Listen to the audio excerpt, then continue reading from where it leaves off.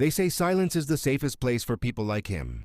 But on that morning, when a single slap echoed through a mansion built on arrogance, the truth stood up, cleared its throat, and refused to be ignored.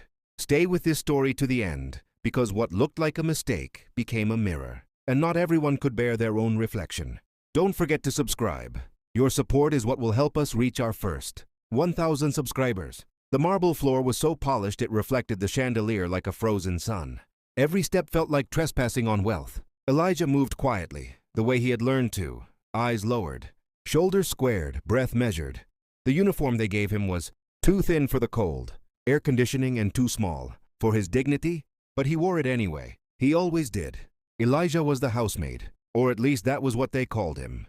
To them, he was invisible until something went wrong. Mrs. Whitmore's voice cut through the mansion like a blade. "Elijah, how many times do I have to tell you? You people never listen." The words landed heavy, familiar. You people. Elijah paused, fingers tightening around the tray of crystal glasses. He swallowed the response that burned his throat. Rent was due. His mother's medication wasn't cheap. Silence, he reminded himself, is survival. Mr. Whitmore sat in his leather chair, legs crossed, newspaper raised like a shield of entitlement. He didn't even look at Elijah when he spoke. "Don't just stand there. Do your job." The room smelled like expensive cologne and old power. Every object screamed ownership. Paintings, trophies, photos of smiling white faces shaking hands with politicians. Elijah felt small, reduced to a shadow moving between symbols of success he was never meant to touch.